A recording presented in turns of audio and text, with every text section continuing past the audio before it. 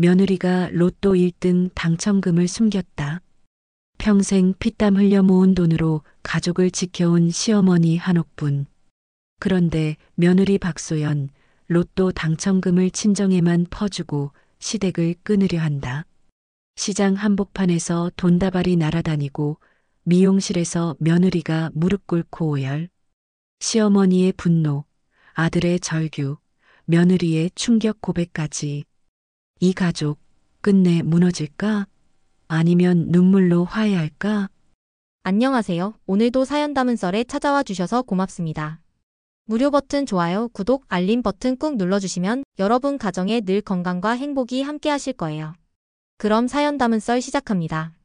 경기도 외곽의 오래된 주택가, 아직 어둠이 깔린 새벽 5시. 한옥부는 오늘도 변함없이 부엌에서 국물을 끓이고 있었습니다. 72살의 나이에도 허리를 곧게 세우고 일하는 모습에서는 여전한 기운이 느껴졌죠. 큰 솥에서 뽀얗게 우러나는 국물을 젓가락으로 저으며 한옥부는 작은 소리로 혼잣말을 했습니다. 근검절약이 집안 살림의 기본이야. 한 푼이라도 아껴야 하는 거지. 이 말은 한옥분이 매일 아침 되뇌는 일종의 주문이었습니다. 남편을 일찍 여인 후 혼자서 아들 상처를 키우며 살아온 지난 20년 한옥분에게는 절약이 곧 생존이었거든요. 순대국집 옥분이네는 동네에서 제법 소문난 맛집이었지만 한옥분은 늘 돈을 쓰는 일에는 신중했습니다. 새벽 공기는 차갑고 고요했습니다. 한옥분은 앞치마 끈을 다시 한번 단단히 매며 하루를 시작했어요. 순대를 썰고 파를 다지고 김치를 덜어내는 모든 과정이 수십 년간 반복해온 익숙한 일상이었습니다. 가게 문을 열기 전까지 2시간 반 동안 한옥부는 혼자만의 시간을 보내며 마음을 다잡곤 했어요. 상철이도 이제 중년이고 소연이도 미용실 운영하느라 바쁘고.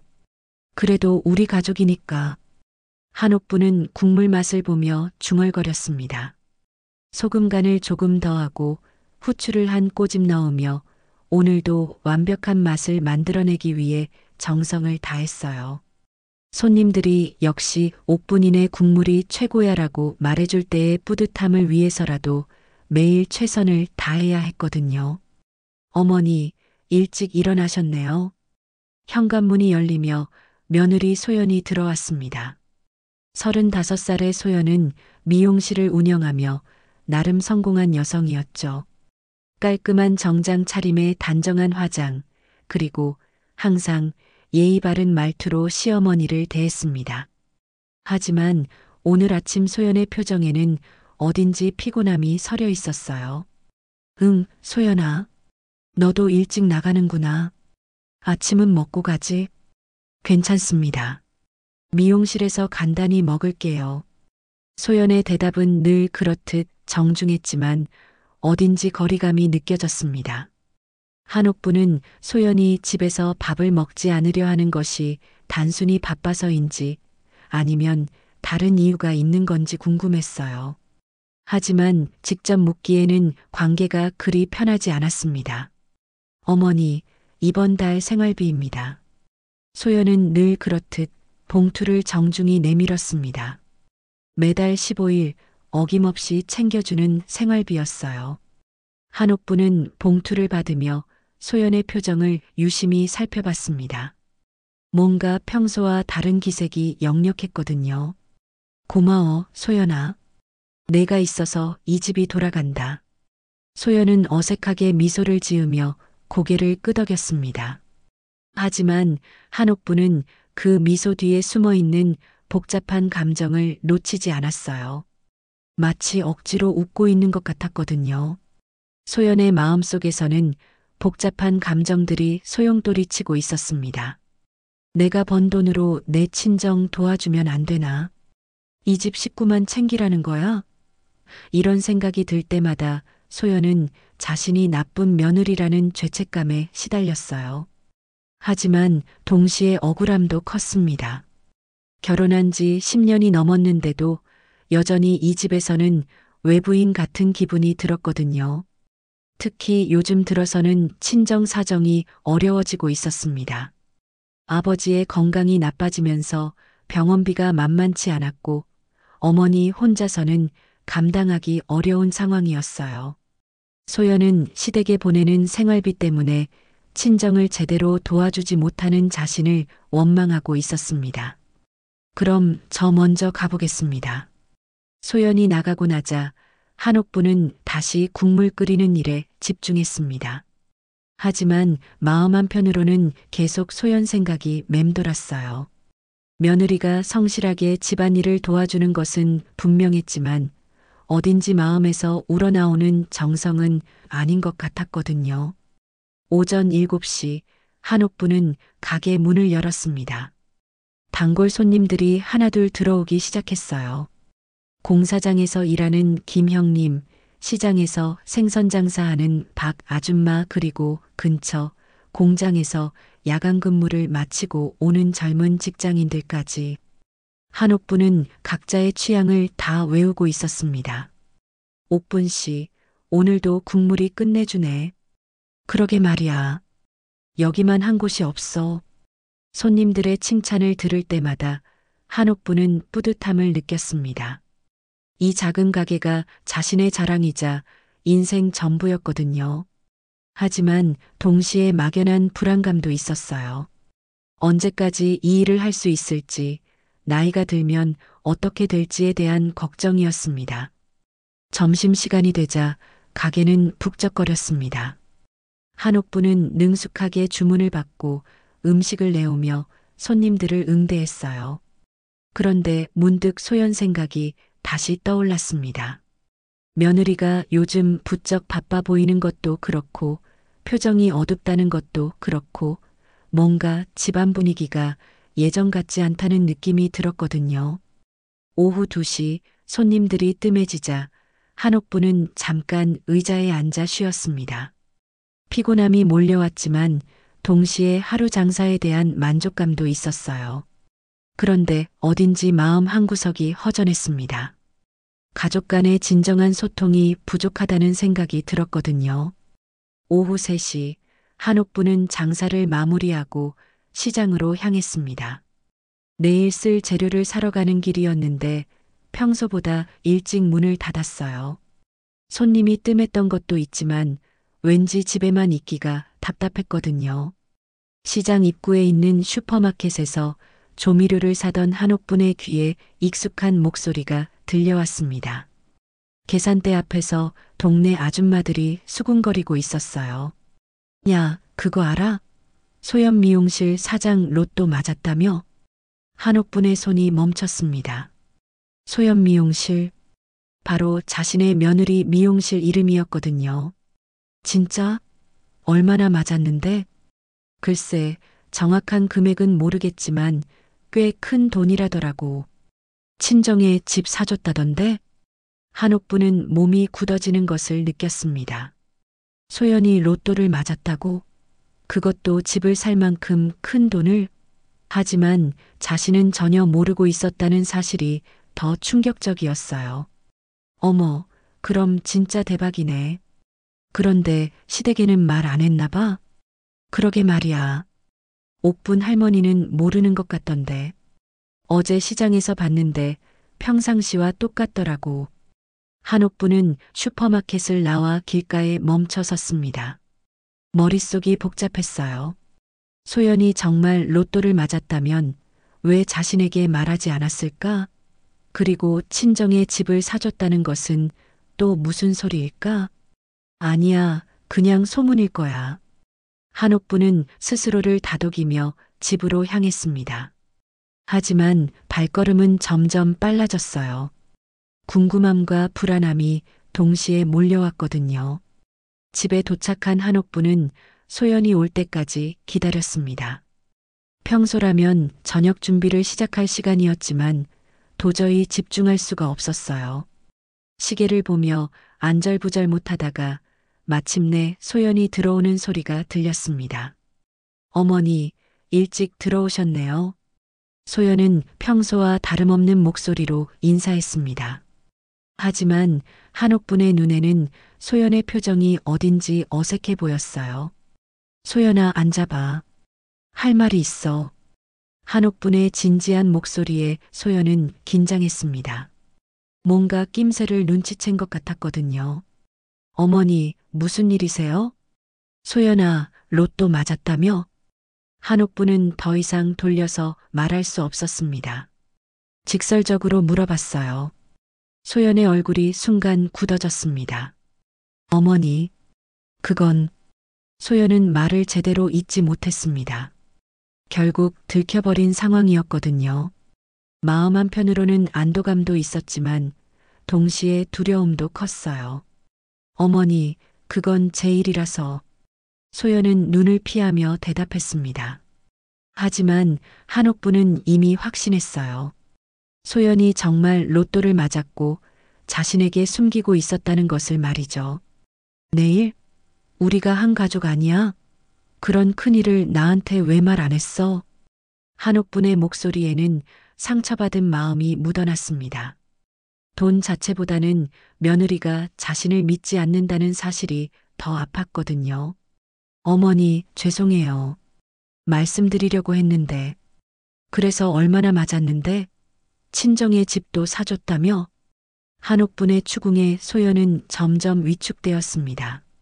사실 로또 당첨금은 3억 원이었어요. 세금을 떼고 받은 돈은 2억 4천만 원 정도였고 그중 절반을 친정 부모님의 새집 마련에 썼습니다. 어머니, 정말 죄송해요. 친정 아버지가 아프셔서. 아프다고 그렇게 큰 결정을 나 몰래 해? 나는 뭐야, 남이야? 한옥분의 목소리가 높아졌습니다. 10년 넘게 며느리로 함께 살아왔는데 이런 중대한 일을 혼자 결정했다는 것이 이해되지 않았어요. 소연도 더 이상 참을 수 없었습니다. 그동안 쌓였던 감정들이 터져나왔어요. 어머니, 저도 힘들어요. 매달 생활비 드리느라 제가 하고 싶은 일도 못하고 친정도 제대로 돌보지 못했어요. 이번만큼은 제가 결정하고 싶었어요. 그럼 지금까지 우리 집에 준 돈은 억지로 준 거야? 그런 게 아니에요. 하지만 가끔은 저도 마음대로 하고 싶을 때도 있어요. 두 사람 사이에 무거운 침묵이 흘렀습니다. 그동안 표면적으로는 평화로워 보였던 관계에 균열이 생기는 순간이었어요. 한옥부는 가슴이 답답했습니다. 며느리가 자신을 가족으로 여기지 않는다는 생각이 들었거든요. 반대로 소연은 시어머니가 자신의 자유를 인정하지 않는다고 느꼈습니다. 소연아, 그럼 앞으로는 어떻게 할 거야? 한옥분의 질문에 소연은 망설였습니다. 사실 이미 마음을 정한 상태였거든요.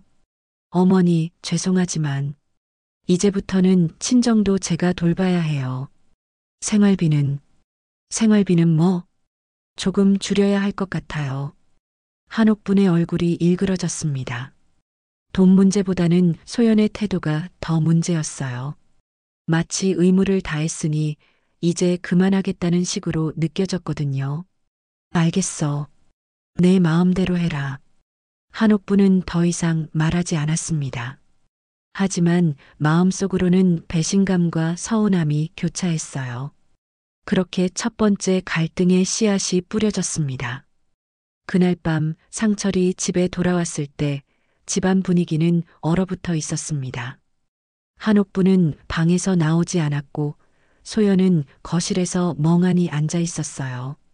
무슨 일이 있었는지 직감한 상철은 가슴이 답답해졌습니다. 그날 밤 늦게 집에 돌아온 상철은 집안의 냉랭한 분위기를 바로 눈치챘습니다. 거실에서 멍하니 앉아있는 아내 소연과 방문을 꽁꽁 닫고 들어가신 어머니의 모습을 보며 무슨 일이 있었는지 짐작할 수 있었어요. 소연아, 무슨 일 있었어? 상철이 조심스럽게 물었지만 소연은 대답하지 않았습니다. 그저 고개를 저으며 자리에서 일어났어요. 나중에 얘기해. 너무 피곤해. 소연은 그렇게 말하고 안방으로 들어가 버렸습니다. 상철은 혼자 거실에 남아 답답한 마음을 달랠 수 없었어요. 회사에서도 스트레스가 많은데 집에서까지 이런 분위기라니. 하지만 지금 당장 해결할 방법은 없어 보였습니다. 다음 날 아침 한옥부는 평소보다 일찍 은행으로 향했습니다. 밤새 잠을 제대로 이루지 못한 채 뒤척이다가 문득 소연의 계좌 이체 내역이 궁금해졌거든요. 정말 생활비를 줄일 생각인지 아니면 어제 화가 나서 한 말인지 확인하고 싶었습니다. 어서 오세요, 한옥부님. 은행 직원이 반갑게 인사했지만 한옥부는 마음이 무거웠어요. 통장을 내밀며 최근 거래 내역을 확인해 달라고 했습니다. 지난달까지는 매달 15일에 입금이 있었는데 직원의 말을 들으며 한옥부는 통장을 들여다봤습니다. 정말로 이번 달부터는 소연의 이체가 끊어져 있었어요. 어제 대화가 단순한 감정적인 말이 아니었다는 것을 확인한 순간이었습니다. 정말 그럴 줄은 몰랐는데 한옥부는 중얼거리며 은행을 나왔습니다. 서운함과 동시에 화가 치밀어 올랐어요. 10년 넘게 가족으로 지내온 사이인데 돈을 맞았다고 이렇게 변할 수 있는 건가 싶었거든요. 오전 10시 한옥부는 평소 가지 않던 미용실 앞을 지나가고 있었습니다. 사실 우연이 아니었어요. 소연과 제대로 된 대화를 나누고 싶어서 일부러 찾아간 것이었거든요. 소연아. 미용실 문을 열고 들어가며 한옥분이 소연을 불렀습니다. 소연은 손님의 머리를 커팅하던 중이었는데 갑작스런 시어머니의 등장에 당황했어요. 어머니, 지금 손님이. 잠깐만 나와봐. 할 말이 있어. 한옥분의 단호한 목소리에 미용실 안이 조용해졌습니다. 손님들과 다른 미용사들이 모두 상황을 지켜보고 있었어요. 소연은 얼굴이 빨갛게 달아올랐습니다. 어머니, 지금은 안 돼요. 나중에 집에서. 나중에? 언제까지 나중에 할 거야? 한옥부는 참았던 감정이 터져나오는 것을 막을 수 없었습니다. 어제 밤부터 계속 쌓여온 서운함과 배신감이 한꺼번에 폭발했어요. 은행에 갔다 왔어. 정말 생활비 안 보낼 거야? 소연은 손님들 앞에서 이런 이야기가 나오는 것이 너무 창피했습니다. 하지만 한옥부는 멈출 생각이 없었어요. 내가 평생 모은 돈으로 내 살림 꾸려줬는데 이렇게 나오냐? 어머니, 제발 여기서는. 왜? 부끄러워? 로또 맞았다고 우리 가족 버리는 게 부끄럽지. 이게 뭐가 부끄러워? 미용실 안의 분위기가 얼어붙었습니다. 손님들은 어쩔 줄 몰라 했고 다른 미용사들도 눈치를 보며 자리를 피했어요. 소연은 더 이상 참을 수 없었습니다. 그동안 억눌러왔던 감정들이 터져나왔어요. 어머니, 전 이제 제 인생 살고 싶어요. 그리고 친정은 제가 챙겨야 해요. 친정이 더 중요하다는 거야? 그럼 우리 집은 뭐야? 그런 게 아니에요. 하지만 아버지가 아프신데 저만 믿고 계세요. 어머니도 이해해 주세요. 이해? 10년 넘게 우리 가족으로 살아놓고 돈 맛보니까 우리는 발로 차는 거야? 한옥분의 목소리가 점점 커졌습니다. 미용실 밖으로까지 소리가 새어나가며 지나가던 사람들도 발걸음을 멈추고 상황을 지켜봤어요. 어머니, 정말 죄송해요. 하지만 저도 딸이에요.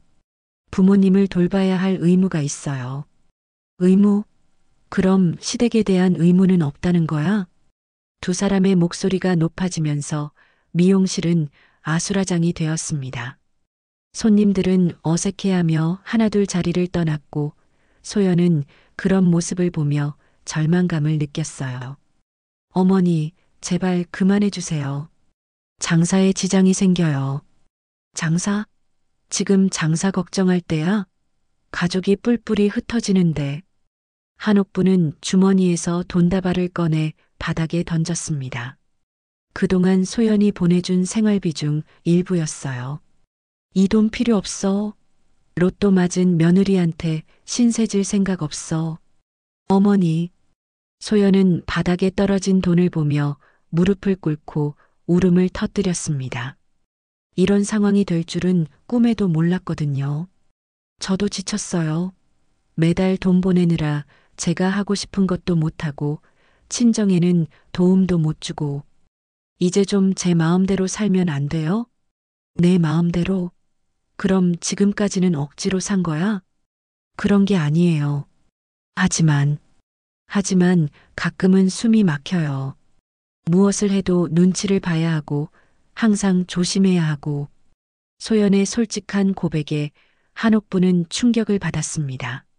며느리가 그동안 그런 마음으로 지내고 있었다는 것을 전혀 몰랐거든요. 미용실 밖에서는 동네 사람들이 모여들기 시작했습니다. 소문은 삽시간에 퍼져나갔어요. 옥분이네 집안에 큰일 났다더라. 며느리가 로또 맞고 시댁 버린다더라 하는 이야기들이 입에서 입으로 전해졌습니다. 그 순간 상철이 급하게 미용실로 뛰어들어왔습니다. 회사에서 급한 전화를 받고 온 것이었어요. 엄마, 소연아, 무슨 일이야? 상철은 울고 있는 아내와 화가 난 어머니, 그리고 바닥에 떨어진 돈을 보며 상황의 심각성을 깨달았습니다. 하지만 이미 돌이킬 수 없는 선을 넘어버린 상태였어요. 상철이 미용실에 도착했을 때는 이미 상황이 걷잡을 수 없이 악화된 상태였습니다. 바닥에 흩어진 돈과 눈물을 흘리는 아내, 그리고 분노로 떨고 있는 어머니의 모습을 보며 가슴이 철렁 내려앉았어요. 엄마, 소연아, 일단 집에 가서 얘기하자. 상철은 급하게 상황을 수습하려 했지만 이미 미용실 밖에는 구경꾼들이 모여들어 있었습니다. 동네 소문은 빠르게 퍼져나가고 있었어요. 상철아, 내 마누라가 어떤 짓을 했는지 알아? 한옥부는 아들에게 화를 돌렸습니다. 며느리를 제대로 다스리지 못했다는 원망이 섞여 있었어요. 엄마, 여기서는 안 돼요. 사람들이 다 보잖아요. 하지만 한옥부는 이미 이성을 잃은 상태였습니다. 그동안 쌓였던 감정들이 한꺼번에 터져 나오고 있었거든요. 보면 어때? 우리가 뭘 잘못했다고 숨어야 해. 결국 상철은 어머니를 부축해서 집으로 데려갔습니다. 소연은 혼자 미용실에 남아 바닥에 떨어진 돈을 주워 담으며 눈물을 닦았어요. 손님들은 모두 떠나고 동료 미용사들만 어색하게 남아 있었습니다. 소연 언니, 괜찮아요? 후배 미용사가 걱정스럽게 물었지만 소연은 대답할 힘도 없었습니다. 이런 일이 벌어질 줄 몰랐거든요. 집으로 돌아온 한옥부는 방에 들어가 문을 쾅 닫아버렸습니다. 상철은 어떻게 해야 할지 몰라 거실에서 우왕좌왕했어요. 회사도 빠져나와야 했고 어머니와 아내 사이의 갈등도 해결해야 했고 무엇보다 동네에 퍼진 소문도 걱정되었습니다. 저녁 늦게 소연이 집에 돌아왔을 때 집안 분위기는 최악이었습니다. 한옥부는 여전히 방에서 나오지 않았고 상철은 소파에 앉아 머리를 감싸고 있었어요. 소연아. 상철이 조심스럽게 아내를 불렀지만 소연은 지쳐서 말할 기운도 없었습니다. 나 친정에 가서 며칠 있을게. 소연아, 그러면 안 돼. 지금 가면 더 오해받아. 오해? 이미 다 틀어졌는데 무슨 오해야? 소연의 목소리에는 절망감이 묻어났습니다. 오늘 일로 인해 동네에서 어떤 소문이 날지, 미용실 장사에는 어떤 영향을 미칠지 걱정이 앞섰어요. 그 순간 한옥분의 방문이 열렸습니다. 어머니가 나오는 소리를 들은 상철과 소연은 긴장했어요. 상철아, 너는 누구 편이야? 한옥분의 첫 마디였습니다. 상철은 당황했어요. 어머니와 아내 사이에서 어느 한쪽을 선택하라는 말처럼 들렸거든요. 엄마, 무슨 말씀이세요? 내 마누라가 우리 집 배신하는데 너는 가만히 있을 거야? 엄마, 소연이도 나름 이유가. 이유? 돈 때문에 가족 버리는 게 이유야? 한옥분의 목소리가 높아졌습니다. 아들마저 며느리 편을 든다고 느꼈거든요. 상철은 이제 더 이상 중립을 지킬 수 없다는 것을 깨달았습니다. 회사에서의 스트레스도 한계에 달한 상황에서 집안까지 이런 상태가 되니 견딜 수가 없었어요. 엄마, 그 돈 소연 거잖아요. 상철의 말에 한옥부는 충격을 받았습니다. 아들이 자신보다 며느리 편을 든 것이었거든요. 뭐라고? 내가 지금 뭐라고 했어? 소연이가 번 돈을 어떻게 쓰든 소연이 자유 아닌가요? 친정 아버지가 아프신데. 상철아, 내가 그런 말을 하면 어떡해. 한옥부는 아들의 배신감에 더욱 화가 났습니다. 며느리도 모자라 아들까지 자신을 떠나는 것 같았거든요. 엄마도 너무하세요. 소연이 처지도 생각해 보세요. 처지? 우리 집에서 10년 넘게 잘 살았는데 무슨 처지야? 엄마는 모르시잖아요. 소연이가 얼마나 힘들어했는지. 상철의 말에 소연이 놀라며 남편을 바라봤습니다. 처음으로 남편이 자신의 마음을 이해해 준다고 느꼈거든요. 힘들어? 뭐가 힘들어? 내가 며느리 괴롭혔다는 거야? 그런 게 아니라 소연이도 자기 부모님 걱정이 많아요. 그런데 우리 집 일만 신경 쓰라고 하면 우리 집 일? 이게 우리 집 일이야? 남의 집 일이야? 갈등은 점점 깊어져 갔습니다. 한옥부는 아들마저 자신을 이해해주지 않는다는 절망감에 빠졌어요. 다음 날부터 집안 분위기는 완전히 냉랭해졌습니다. 한옥부는 소연과 말을 섞지 않았고 소연도 최소한의 인사말 외에는 입을 열지 않았어요. 상철은 그 사이에서 스트레스를 받으며 점점 지쳐갔습니다. 더욱 문제가 된 것은 동네 소문이었습니다. 미용실에서 벌어진 일이 시장 전체로 퍼져나갔어요. 옥분이네 며느리 로또 맞고 시댁 발로 찬다더라. 그러게 말이야. 돈 맛보더니 사람이 변했나 봐. 10년 넘게 키워줬는데 배은망덕하지. 한옥부는 시장에 나갈 때마다 사람들의 시선을 의식했습니다. 누군가 자신을 동정하는 듯한 시선으로 바라보는 것 같았거든요. 그럴 때마다 자존심이 상했어요. 옥분 씨, 요즘 어떻게 지내세요? 단골 손님이 넌지시 물어봤지만 한옥부는 대답하기 어려웠습니다. 그냥 잘 지내죠, 뭐. 하지만 속마음은 편하지 않았어요.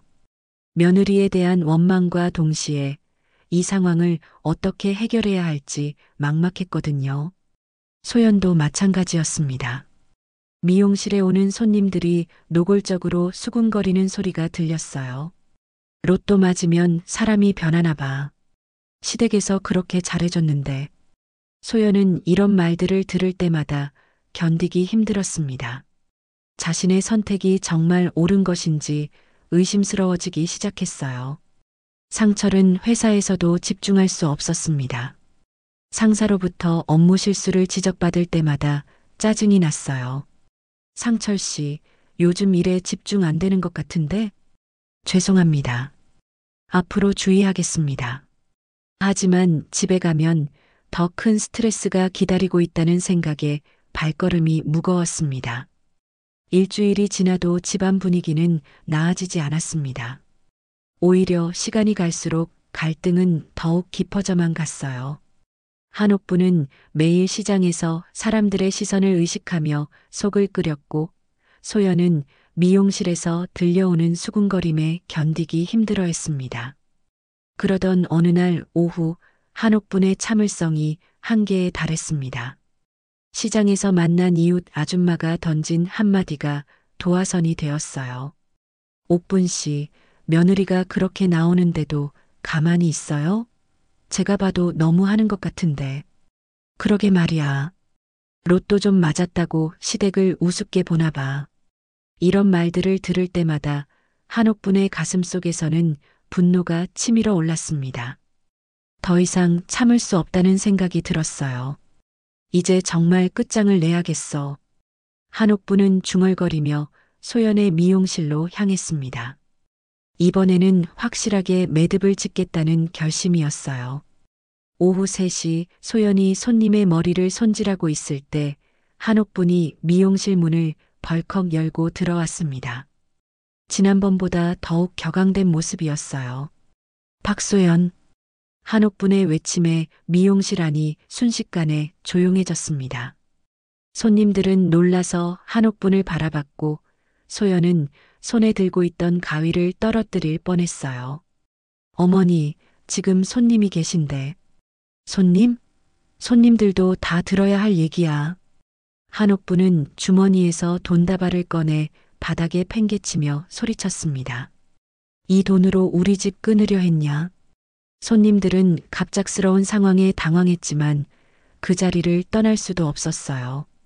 머리 손질을 받던 중이었거든요. 내가 평생 모은 돈으로 너희 신혼집 마련해주고 10년 넘게 딸처럼 키워줬더니 로또 좀 맞았다고 우리를 발로 차는 거야? 한옥분의 목소리는 미용실을 넘어 거리까지 울려 퍼졌습니다. 지나가던 사람들이 발걸음을 멈추고 상황을 지켜봤어요. 어머니, 제발 진정하세요. 여기서 이러시면, 여기서 이러면 어때? 내가 한 짓을 사람들이 알아야지. 소연은 손님들 앞에서 이런 일이 벌어지는 것이 너무 창피했습니다. 하지만 한옥부는 멈출 생각이 없었어요. 얘들아, 잘 들어둬. 이게 바로 배은망덕한 며느리야. 시댁에서 잘해주면 당연한 줄 알고 돈 좀 생기니까 시댁 무시하는 거야.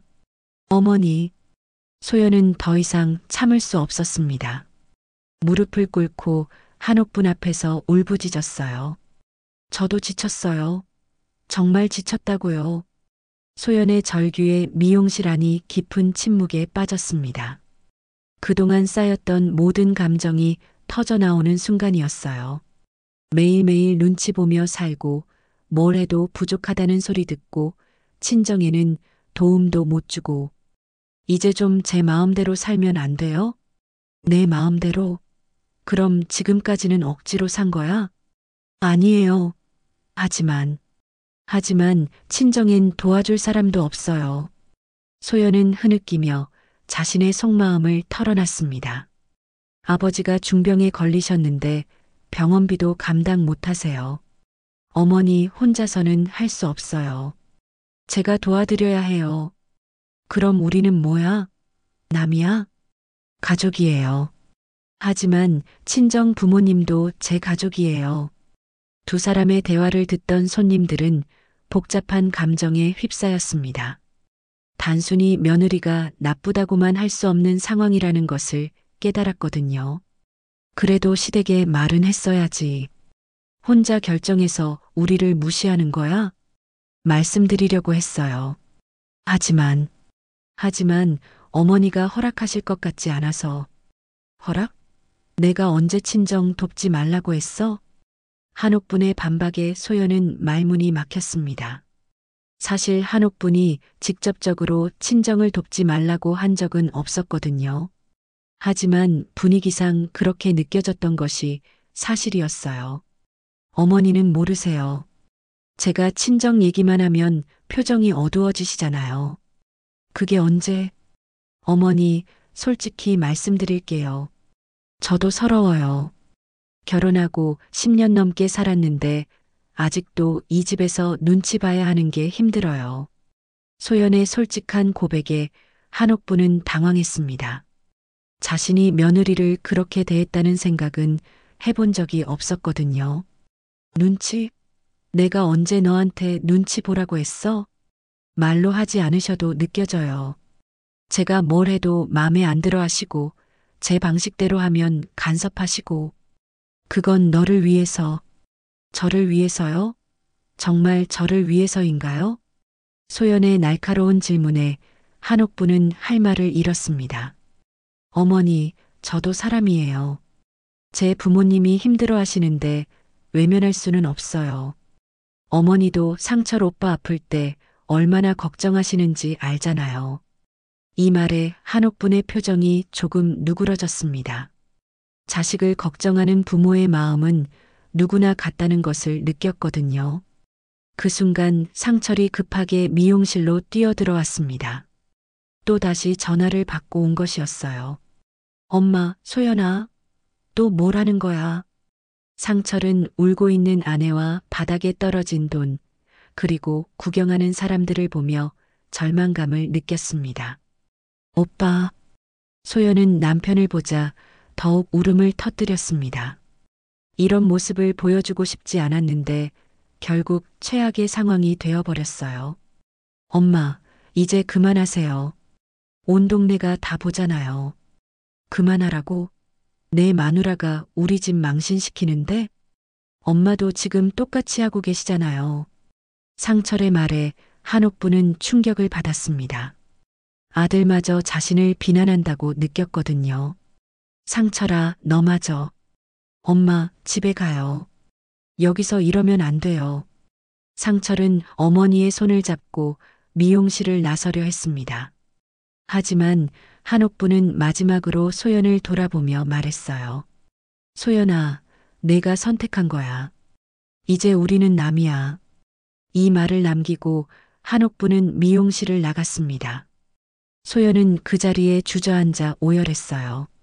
정말 돌이킬 수 없는 선을 넘어버린 것 같았거든요. 미용실에 남은 손님들은 어쩔 줄 몰라 했습니다.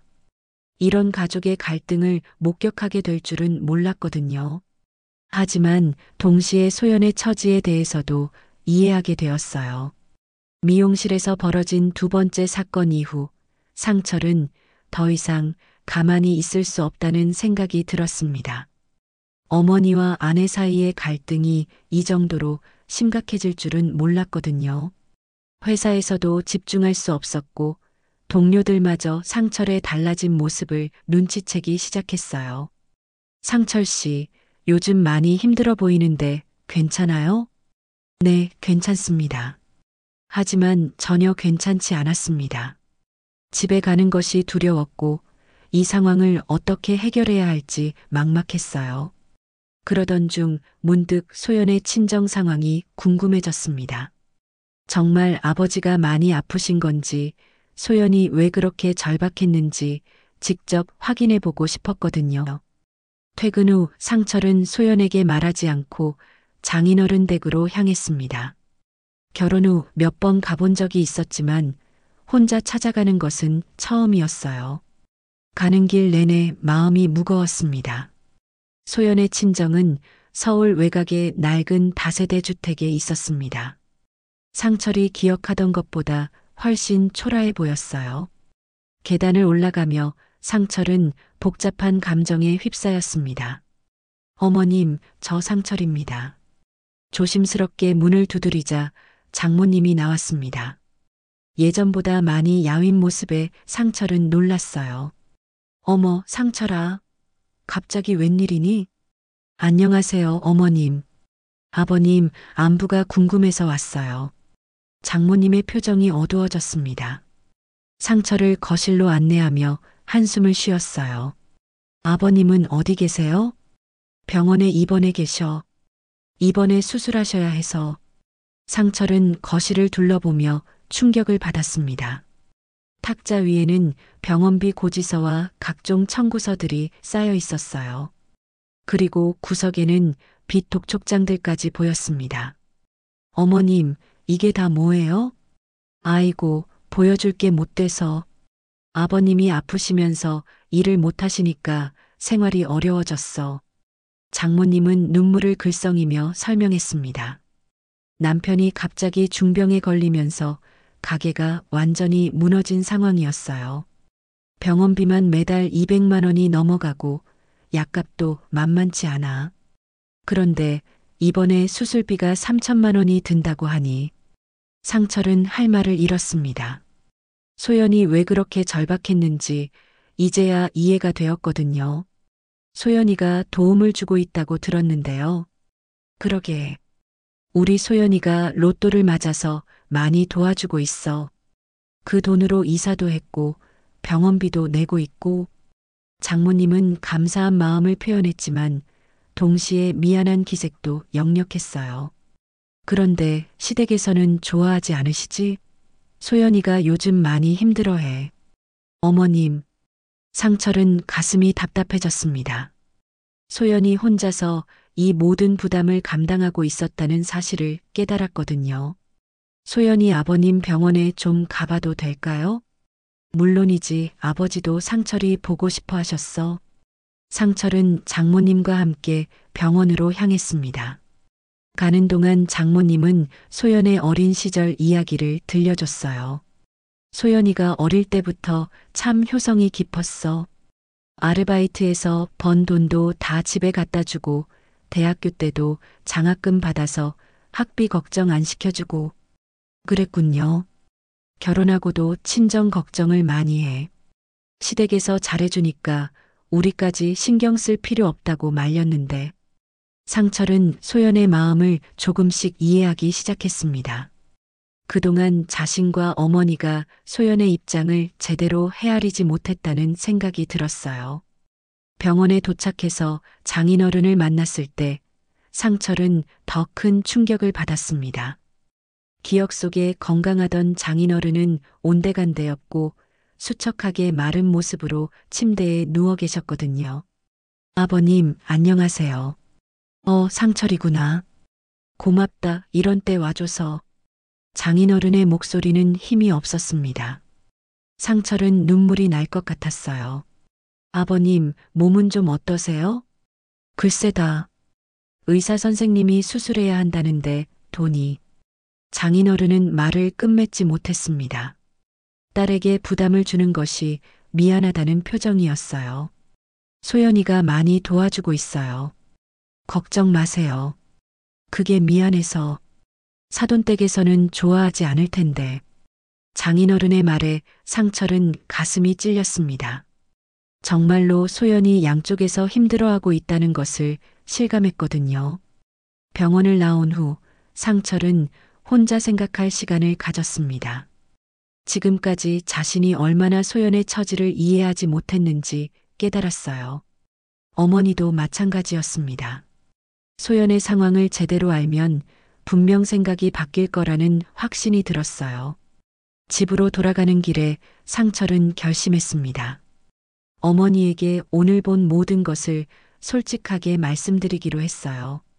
더 이상 이 갈등을 방치할 수는 없었거든요. 소연이 혼자 얼마나 버텼을까? 엄마도 알면. 상철은 중얼거리며 집으로 향했습니다. 어머니를 설득하는 것이 쉽지 않겠지만 시도해볼 가치는 있다고 생각했어요. 집에 도착한 상철은 어머니가 거실에서 텔레비전을 보고 계시는 것을 봤습니다. 평소보다 표정이 어두워 보였어요. 엄마, 할 말이 있어요. 한옥부는 아들을 바라봤습니다. 뭔가 진지한 표정이었거든요. 뭔데? 소연이 친정에 다녀왔어요. 한옥분의 표정이 굳어졌습니다. 아들이 며느리 편을 들기 위해 친정까지 다녀온 것 같았거든요. 거기서 뭘 봤는데? 상철은 천천히 오늘 본 모든 것을 어머니에게 이야기했습니다. 장인어른의 병 상태, 쌓여있는 병원비 고지서들, 그리고 가족들의 절박한 상황까지 모든 것을 말했어요. 이야기를 들으면서 한옥분의 표정은 점점 변해갔습니다. 분노보다는 당황스러움과 미안함이 앞서기 시작했어요. 그렇게 심각한 상황이었어? 네, 엄마. 소연이가 왜 그렇게 절박했는지 이제 이해가 돼요. 한옥부는 조용히 눈물을 흘렸습니다. 자신이 며느리를 너무 몰아붙였다는 생각이 들었거든요. 내가 너무 몰랐구나. 상철은 어머니의 변화된 모습을 보며 희망을 느꼈습니다. 이제 진정한 해결의 실마리가 보이는 것 같았어요. 7챕터. 그날 밤 한옥부는 잠을 이룰 수 없었습니다. 상철이 들려준 소연의 친정 상황이 머릿속에서 떠나지 않았어요. 병원에 누워 계신 장인어른의 모습, 빛 독촉장에 둘러싸인 집안 상황, 그리고 혼자서 모든 것을 감당하려던 소연의 I'm 절박함까지 so sorry. 자신이 얼마나 It's 일방적이었는지 alright, my dear. 깨닫게 되었거든요. 내가 정말 너무했구나. I'm so 한옥부는 sorry. 중얼거리며 천장을 It's alright, 바라봤습니다. my dear. 소연이 로또를 맞고도 자신에게 말하지 못했던 이유가 이제야 이해되었어요. 시어머니의 반대를 예상했기 때문이었던 것이죠. 다음 날 아침, 한옥부는 평소보다 일찍 일어나 순대국집을 열었습니다. 하지만 마음은 복잡했어요. 소연에게 어떻게 사과해야 할지, 그리고 이 상황을 어떻게 해결해야 할지 고민이 깊어졌습니다. 오전 10시경, 단골 손님들이 하나둘 들어오기 시작했습니다. 그런데 오늘은 분위기가 달랐어요. 평소보다 조용하고 사람들의 시선이 어딘지 무거웠거든요. 옥분 씨, 며느리하고는 어떻게 됐어요? 김할아버지가 조심스럽게 물었습니다. 동네 소문이 워낙 크게 났던 터라 모르는 사람이 없었어요. 글쎄요. 복잡해요. 한옥부는 대답하기 어려웠습니다. 지금까지는 소연이 잘못했다고 생각했는데 어제 상철의 이야기를 듣고 나니 자신의 생각이 흔들리기 시작했거든요. 그래도 가족인데 뭔가 방법이 있을 거 아니에요? 박 아줌마가 넌지시 말했습니다. 하지만 한옥부는 대답 대신 그저 고개만 끄덕였어요.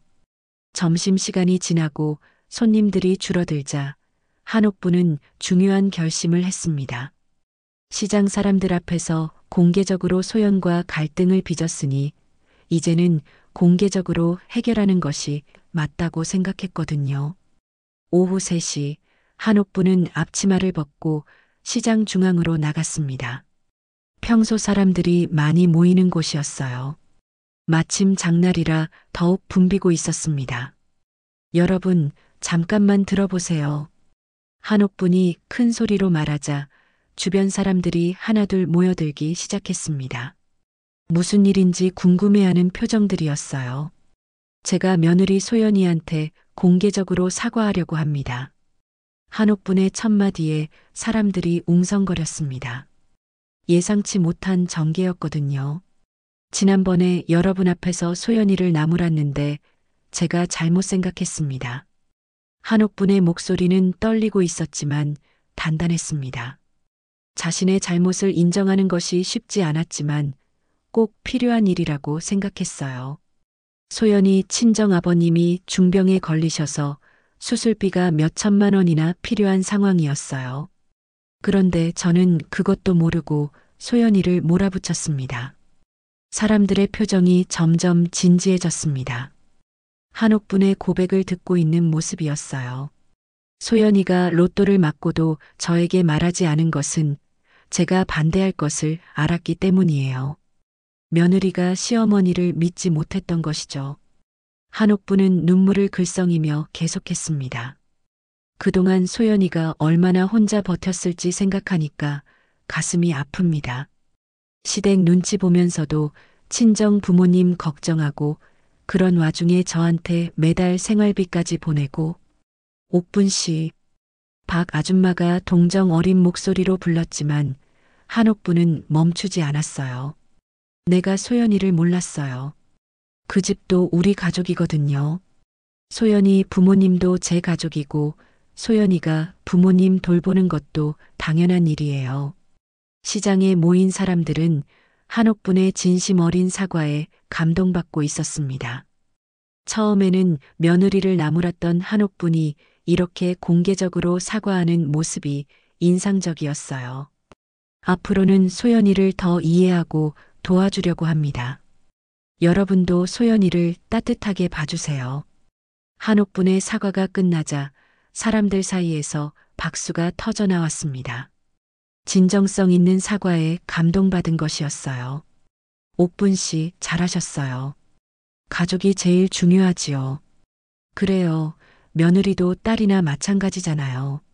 사람들의 따뜻한 반응에 한옥분은 마음이 한결 가벼워졌습니다. 이제 소연에게 직접 사과할 차례였어요.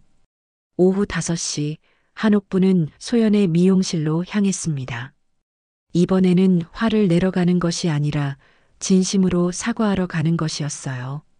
가는 길 내내 어떤 말로 사과해야 할지 고민했습니다.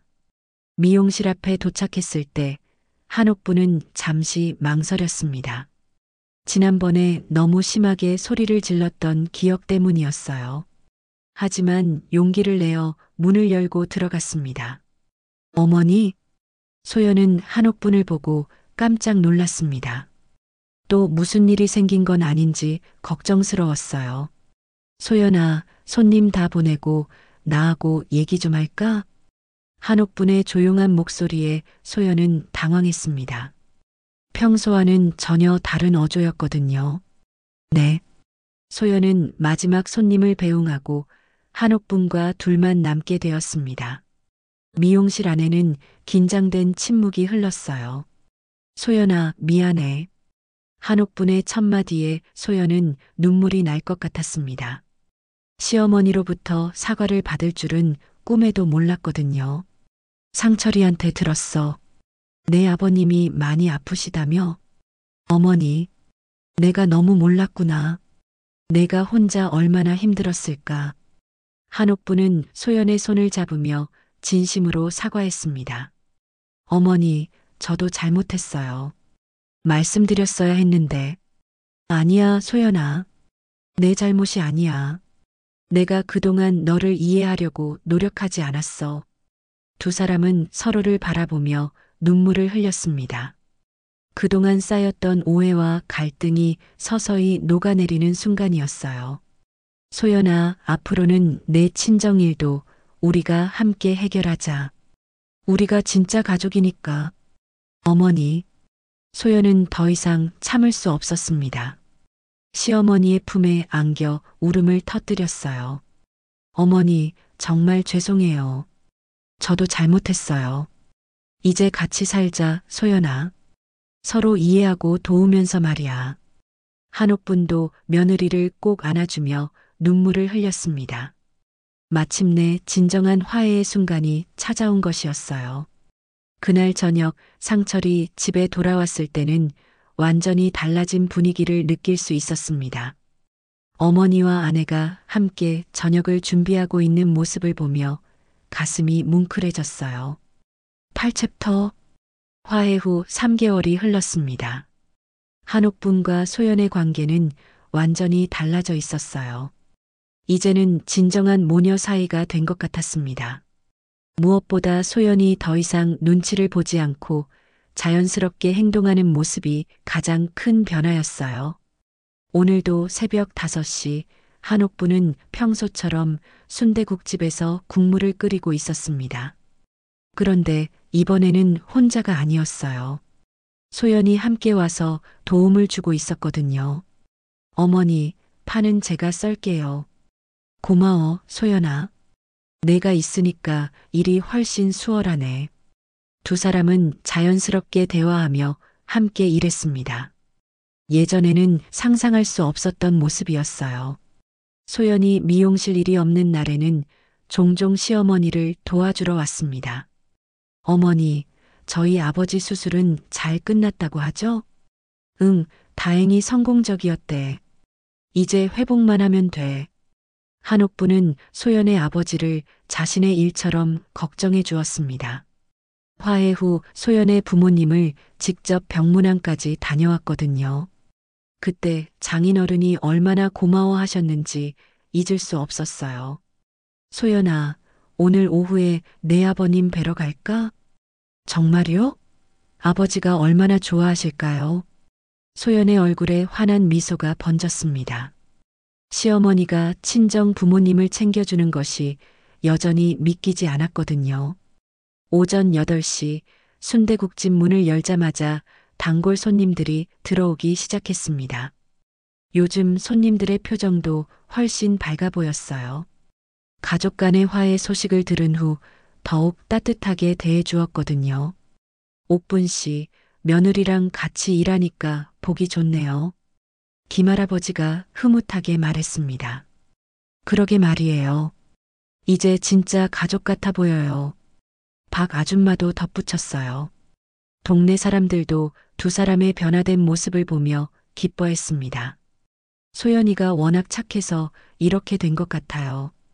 한옥부는 며느리를 자랑스럽게 소개했습니다. 예전에는 상상도 할 수 없었던 말이었어요. 점심시간이 되자 가게는 북적거렸습니다.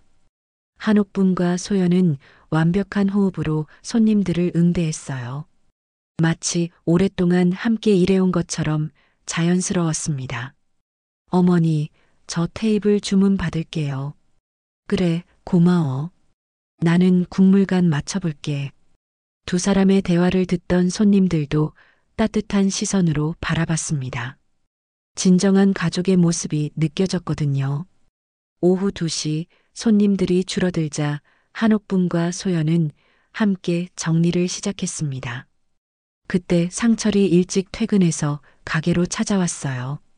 엄마, 소연아, 수고 많았어요. 상철은 함께 일하는 어머니와 아내의 모습을 보며 뿌듯함을 느꼈습니다. 몇 달 전만 해도 상상할 수 없었던 장면이었거든요. 상철아, 일찍 왔네. 오늘 소연이 아버님 병문안 갈 건데 같이 갈래? 정말요? 물론이죠. 상철도 기꺼이 동참했습니다. 이제는 정말 하나의 가족이 된 것 같았어요. 오후 4시 세 사람은 함께 병원으로 향했습니다. 병문안 길에 한옥부는 소연의 어머니를 위해 직접 끓인 미역국을 챙겨갔어요. 어머니가 직접 끓여주신 거예요? 당연하지. 우리 사돈 어른께서 좋아하실 것 같아서. 한옥부는 이제 소연의 부모님을 진심으로 가족처럼 여기고 있었습니다. 병원에 도착해서 장인어른을 만났을 때 그분의 얼굴에는 건강한 기색이 돌고 있었어요. 수술이 성공적이었던 덕분이었습니다. 사돈 어른, 안녕하세요. 몸은 좀 어떠세요? 아이고, 사돈댁이 이렇게 자주 와주시니 고맙기만 하네요. 장인어른은 한옥분의 손을 꼭 잡으며 감사 인사를 했습니다. 무슨 말씀을요? 우리가 가족인데 당연한 일이죠. 한옥분의 대답에 소연은 눈시울이 뜨거워졌습니다. 진짜 가족이 된 것 같은 느낌이었거든요. 소연아, 시어머니가 이렇게 좋으신 분인데 내가 복이 많구나. 장모님도 한옥분을 극찬했습니다. 처음에는 걱정이 많았지만 이제는 안심이 되었어요. 병문안을 마치고 집으로 돌아오는 길에 한옥분이 말했습니다. 소연아, 앞으로 내 부모님 병원비는 우리가 함께 부담하자. 어머니, 괜찮아요. 제가 할 수 있어요. 아니야, 우리가 진짜 가족이니까 함께 해야지. 내 로또 당첨금만으로는 부족할 수도 있잖아. 한옥분의 진심 어린 제안에 소연은 감동받았습니다. 저녁 시간 세 사람은 함께 집에서 식사를 했습니다. 예전과는 완전히 다른 분위기였어요. 자연스러운 대화와 웃음소리가 끊이지 않았습니다. 엄마, 소연아, 정말 보기 좋아요. 이제야 진짜 가족 같네요. 상철의 말에 두 여자는 서로를 바라보며 미소 지었습니다. 소연아, 그동안 힘들었지? 이제는 편하게 지내자. 어머니, 저야말로 죄송했어요. 앞으로는 뭐든 솔직하게 말씀드릴게요. 그래, 그렇게 하자. 서로 숨기는 일 없이 살자. 식사를 마친 후 한옥부는 소연에게 특별한 제안을 했습니다. 소연아, 미용실과 우리 가게 같이 운영해 보는 게 어때? 내가 도와주니까 일이 훨씬 수월하더라고. 정말요? 좋아요, 어머니. 그럼 더 많은 시간을 함께 보낼 수 있겠네요. 소연은 기쁘게 동의했습니다. 시어머니와 함께 일하는 것이 이렇게 즐거울 줄 몰랐거든요. 몇 주 후 동네 사람들은 완전히 변화된 한옥분 가족의 모습을 보며 감탄했습니다. 순대국집에서 함께 일하는 시어머니와 며느리, 그리고 퇴근 후 가게를 도와주는 상철까지. 정말 이상적인 가족의 모습이었어요. 이제 진짜 가족이네요. 시장 사람들이 입을 모아 말했습니다. 갈등과 오해를 극복하고 더욱 단단해진 가족의 모습이 모든 사람들에게 감동을 주었거든요. 한옥부는 국물을 저으며 생각했습니다. 때로는 갈등이 있어야 서로를 더 깊이 이해할 수 있다는 것을, 그리고 진정한 가족이란 혈연을 넘어서 마음으로 이어지는 것이라는 것을 깨달았어요. 내 며느리가 최고야. 한옥부는 소연을 바라보며 마음속으로 중얼거렸습니다. 이제 정말로 딸 같은 며느리를 얻은 것 같았거든요. 저녁 노을이 지는 가운데 가족 3명은 함께 순대국밥을 먹으며 새로운 평화로운 일상을 만끽했습니다. 갈등 끝에 찾아온 진정한 화해, 그리고 더욱 깊어진 가족의 사랑이 있었습니다. 오늘도 사연 담은 썰과 함께 해주셔서 고맙습니다. 여러분의 좋아요와 구독은 저희에게 큰 힘이 됩니다. 늘 건강과 행복이 가득하시길 바랍니다.